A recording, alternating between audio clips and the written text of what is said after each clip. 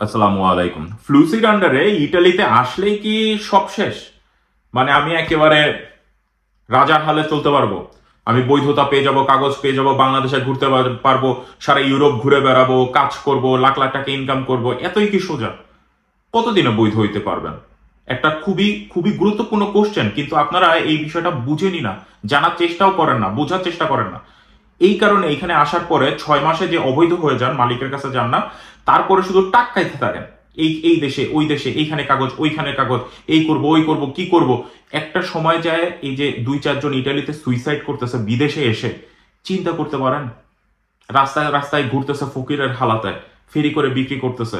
জিনিসগুলো একটু বোঝার চেষ্টা করেন। আর এখন তো সব থেকে বড় সমস্যা, বাংলাদেশের মিডিয়া এটা প্রকাশই করে দিছে যে কিছু হইলেই আপনাদেরকে আলবেনিয়া ধরে ধরে পাঠাই দিবে সামনের মাস থেকেই। এই বিষয়টা নিয়ে আজকে কথা বলবো, কতদিনে বৈধ হইতে পারবেন, কি করা উচিত আপনাদের, আর আসলেই কি ধরে ধরে আপনাদের আলবেনিয়া পাঠাই দিবে কিনা। ভিডিওটি ভালো লাগলে দয়া করে একটু শেয়ার করে দিবেন, আর কোনো কিছু জানা থাকলে কমেন্ট বক্সে জানাবেন। সবার প্রথম যে বিষয়টা, কতদিনে বৈধ হইতে পারবেন, দেখেন আমরা সবার একবারে উপরের দিকে আসি, ইটালির পাসপোর্ট। ইটালির পাসপোর্ট নিয়ে কিন্তু একটু কথা হচ্ছে, তারা সময়টাকে একটু সংক্ষিপ্ত করার চেষ্টা করতেছে, কিন্তু এটার কোনো ভিত্তি নাই, আমি কোনো কথাই বলবো না, কিন্তু হয়তোবা একটা ভালো নিউজ আসতে পারে। এমন হইতে পারে যে 5 থেকে 8 বছরের মধ্যে এটা কমাই ফেলতে পারে। বর্তমানে ইটালিতে যদি আপনি পাসপোর্ট পেতে যান, তাহলে আপনার 10 বছর লিগালি ইটালিতে বসবাস করতে হবে, আপনার রেসিডেন্স এটা দেখাইতে হবে, তারপর আপনি পাসপোর্টের জন্য আবেদন করতে পারেন। আবেদন করার পরে ওইটা প্রসেস করতে 2 থেকে 4 বছর সময় লেগে যায়, অর্থাৎ ইটালির পাসপোর্ট পেতে মিনিমাম আপনার 12 থেকে 14 বছর লেগে যাবে, যদি সম্পূর্ণ এই 12-14 বছর আপনি ইটালিতে লিগাল ভাবে থাকেন, যেটা 80%, 70-80% মানুষই ইটালিতে এটা থাকে না, তাদের পাসপোর্ট পেতে পেতে দেখা যায় যে 15, 16, 17, 20 বছরও লেগে যায়। সঠিক কথা। দ্বিতীয় জিনিসটা হইল, আপনার এখানের যেই প্রথমে আসবেন, প্রথমে আসার পরে আপনি কি নিয়ে আসবেন? ভিসা নিয়ে আসবেন। সেটা আপনি এগ্রিকালচারে আসেন আর স্পন্সরে আসেন, আপনি 6 মাসের ভিসা নিয়ে আসলেন। আসার পরে দেখেন, আপনি এগ্রিকালচারে 14 লাখ টাকা 15 লাখ টাকার কন্ট্রাক্ট করছেন, স্পন্সরে আপনার 20 লাখ টাকা 22 লাখ টাকার কন্ট্রাক্ট করছেন। 6 মাসের ভিসা নিয়ে আপনি আসলেন, দুইজনের একজনও মালিক পাইলেন না, 6 মাস পরে দুইজনেই অবৈধ, দুইজনেই অবৈধ। তাহলে যে লোকটা 20 লাখ টাকা দিয়ে আসলো তার কি হবে, আর যে লোকটা আপনার ওই 14 লাখ টাকা দিয়ে আসলো তার কি হবে? একই তো কথা। কেন আপনি খালি খালি 6-8 লাখ টাকা বেশি খরচ করলেন? সুতরাং সব থেকে ইম্পর্টেন্ট বিষয়, আপনি মালিক পাবেন কিনা, এবং মালিক খুঁজে মালিক আপনাকে প্রথমে কন্ট্যাক্ট করায় দিবে কিনা। এইখানে স্পন্সরের সব থেকে বড় সুবিধা, মালিক যদি একবার আপনাকে কন্ট্যাক্ট করায় দেয়, ধরেন 1 বছরের কন্ট্যাক্ট করে দিল, তখন থেকেই আপনি যে কোনো কাজ আপনি করতে পারবেন, কোনো সমস্যা নাই। যে কোনো শহরে গিয়ে, যে কোনো জায়গায় গিয়ে আপনি ইটালির ভিতরে আপনি কাজ করতে পারবেন, এটা স্পন্সরের জন্য।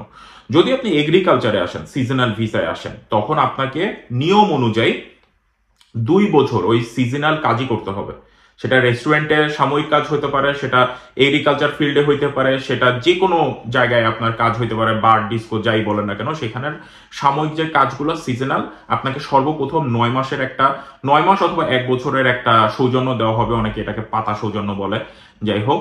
তারপরে আবার ওই মালিক আপনার জন্য আবেদন করে নতুন করে আরো 9 মাস 1 বছরের জন্য আপনার জন্য কন্ট্রাক্ট এনে যাবে, অথবা ওই মালিক না পেলে অন্য মালিকের আন্ডারে আবার আপনি সিজনালে আবেদন করে আপনি কিন্তু কাগজ পাবেন। তারপরে গিয়ে আপনি যে কোনো ফ্যাক্টরি, রেস্টুরেন্ট, যে কোনো জায়গায় আপনি কাজ করতে পারবেন 2 বছরে। এটা হলো লিগাল ভাবে। যখনই এটা ইলিগালি চলে যায়, উকিলের মাধ্যমে আবেদন করে অনেক কিছু করা যায়, সেটা ইটালি আসলেই আপনারা বুঝতে পারবেন। সব থেকে ইম্পর্টেন্ট জিনিসটা কি তাহলে আমাদের দাঁড়াইলো ইটালি আসার পরে? মালিক খুঁজে নেওয়া, মালিক পাওয়া। দ্বিতীয় জিনিস, একটা উকিল ম্যানেজ করা। আপনার সর্বপ্রথম থেকে একটা উকিল, যখনই আপনি বুঝবেন যে না আমি মালিক পাচ্ছি না, আমার ঝামেলা আছে, আপনি উকিল ধরবেন। আপনার 15 লাখ টাকা 14 লাখ টাকা খরচ করে আসতেছেন, উকিলের পিছনে আরো 1-2 লাখ টাকা খরচ করেন প্লিজ। ইম্পর্টেন্ট দুইটা বিষয় বললাম।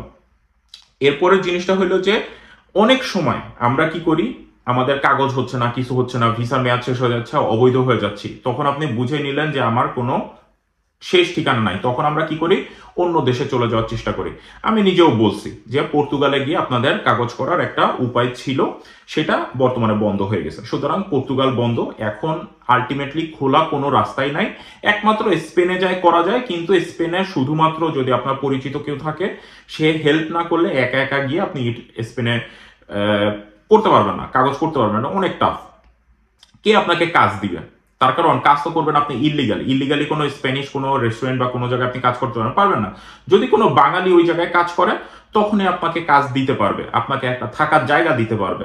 তো বাঙালি যদি পরিচিত কেউ থাকে স্পেনে, তখন আপনি হয়তো বা পলাই গিয়া তারপর আপনি ওইখানে কাজ করতে পারেন ইলিগালি 2 বছর 3 বছর থাকার পরে আপনি হয়তো বা ওইখানে রেসিডেন্ট পারমিটের জন্য আবেদন করতে পারেন। এটা হলো একটাই মাত্র এখন খোলা অপশন আছে। লাস্ট যে অপশনটা আমাদের, আমরা অ্যাজাইলাম ক্লেম করি, আমরা ইন্টারন্যাশনাল প্রোটেকশন সেটা বন্ধ হয়ে গেছে, রাজনৈতিক আশ্রয় চাই। কিন্তু বর্তমান যে সিচুয়েশন, এইখানে যখনই আপনি এরকম রাজনৈতিক আশ্রয় বা কিছু একটা করতে যাবেন একটু বিবেচনা করে করেন, তার কারণ বর্তমান সিচুয়েশন খুবই খারাপ। এটা হইলো বছরের যেই এন্ড, বছরের যেই বাৎসরিক হিসাব কিতাব সব দেশেরই কিন্তু এই জুনের দিকে একটা এন্ডিং আসে। এরপরে গিয়ে হয় কি, সবাই একটু কঠিন সবকিছু রুলস রেগুলেশন তারা চাপায় দেওয়ার চেষ্টা করে। এখন যেরকম এই আলবেনিয়া নিয়ে এত মাথাচাড়া শুরু হয়েছে, আরে ভাই ওইখানে ক্যাম্প কি বানানো হয়েছে, শেষ হয়েছে আপনি জানেন? লাইভ যখন মেলোনি আর ওই রামা আপনার আলবেনিয়ার প্রেসিডেন্ট যে যখন ওইখানে গেল, তখন তো আপনারা দেখছেন কাজ চলতেছে ভাই। আরো কম করে হলেও মিনিমাম 6 মাস লাগবে ওই ক্যাম্প চালু করতে। আর কিভাবে আপনাদেরকে আগামী মাস থেকে ওই ক্যাম্পে পাঠায় দেয়, একটু হিসাব করেন, একটু লজিক্যাল হিসাব করেন সব সময়। সুতরাং ইটালি আসলেন, বৈধ হলেন কি হইলেন না, প্রথম বিষয় আপনার উকিল পাইতে হবে, দ্বিতীয় বিষয় আপনার মালিক অবশ্যই পাইতে হবে। মালিক যদি না পান, উকিলের মাধ্যমে আপনি সব কাগজপত্র রেডি করা শুরু করবেন এবং প্রথম দিন থেকে যেই কথা বলবেন সেই কথাই আপনি চালায় যাবেন, কখনো এই কথার ব্যতিক্রম করবে না। তার কারণ আপনি মুখে যে কথাগুলো বলতেছেন সেগুলো রেকর্ডিংও হচ্ছে, লিখিতভাবেও থাকতেছে। সুতরাং আপনি আজকে বললেন যে আমার ভাইয়ের কারণে জমি জমার দখলদারি নিয়ে ঝামেলার কারণে আমি দেশ ছাড়ছি, এইখানে এখন আমি দেশে গেলে আমার ভাই আমারে মাইরা ফেলাবে। আর 3 দিন পরে যায়, 3 মাস পরে যায়, 3 বছর পরে যায় আপনি বলবেন আমার শ্বশুর বাড়ির সমস্যার কারণে এইখানে আমি আসছি, আমার শালারা আমাকে ধমক দিচ্ছে, আমার মাইরা ফেলবে। তা হবে না বাবা, এখানে সব ডকুমেন্টেশন আছে। সুতরাং প্রথম দিন যেই কথা বলবেন শেষ দিনও সেই কথা বলবেন, এই জিনিসটা মাথায় রাখবেন। আর বিষয় যেটা হইলো, ইটালিতে লিগাল ভাবে থাকার জন্য, প্রুফ করার জন্য, ধরেন আপনি 6 মাস পরে অবৈধ হয়ে গেলেন, কিন্তু তারপরেও আপনি যে বাস টিকিট কাটতেছেন, কোথায় যাইতেছেন, কিছু ভিডিও, কিছু ছবি, কিছু এই বাস টিকিট, ট্রেনের টিকিট, কোনো জায়গায় রেস্টুরেন্টে খাওয়া দাওয়া করছেন, বিল দিচ্ছেন, সেই বিলের রিসিপ্ট, সব জায়গায় আপনি চেষ্টা করবেন একটা ভিডিও, একটা এই টিকিটগুলো সব কিছু কাছে রাখার জন্য, সব ধরনের রিসিপ্ট।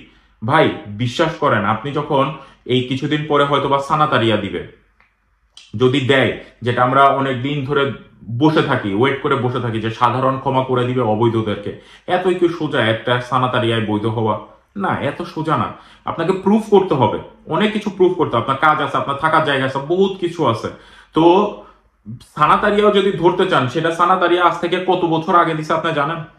গত 3 বছর আগে থেকে আমরা শুনতেছি সানাতারিয়া দিবে, সানাতারিয়া দিবে। গত বছর আসে নাই, আমরা শুনছি যে দিবে দিবে দিবে, এই বছরও শুনতেছি দিবে দিবে দিবে, সব জায়গায় লেখালেখি কথাবার্তা হইতেছে। যদি হয়, যদি আসে আলহামদুলিল্লাহ, খুবই ভালো। কিন্তু এত সহজ না যে সানাতারিয়ায় আসলেই আপনার কাগজটা হয়ে যাবে। এখানেও বিশাল বিজনেস হয়, সেগুলো আমরা খোলাসা করতে চাচ্ছি না। যাই হোক, এখন বৈধতার ক্ষেত্রে আপনি আসবেন, আসার পরে সবার প্রথম মালিক খুঁজে নেবেন। পুলিশের কাছে যদি আপনি যান, কস্তুরায় যায় এখন একটু ঝামেলা করতেছে, একটু বুঝে শুনে একটু ওয়েট করে উকিলের মাধ্যমে সব কাগজ করার চেষ্টা করেন, নিজে নিজে যায় ধরা দিতে যায় না, তাহলে হয়তো বা বিপদে পড়বেন। একেবারে জাস্ট কয়েকটা দিন একটু ওয়েট করেন, 1 মাস ধরেন, এরকম একটু ওয়েট করেন।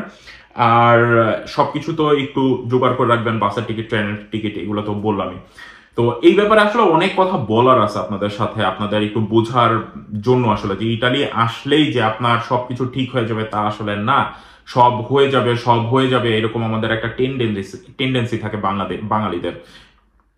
এত সহজে হয় না, বিশ্বাস করেন। সুতরাং ইটালির জন্য যারা পা বাড়াচ্ছেন, একটু বুঝে শুনে চিন্তা ভাবনা করে সবকিছু দেখে বুঝে শুনে তারপরে আপনারা পা বাড়ান। আশা করি আপনারা, আমি যে জিনিসটা বুঝাইতে চাচ্ছি সেই জিনিসটা আপনারা বুঝতে পেরেছেন। তো দোয়া করবেন আমার জন্য, ভালো থাকবেন। আল্লাহ হাফেজ, আসসালামু আলাইকুম।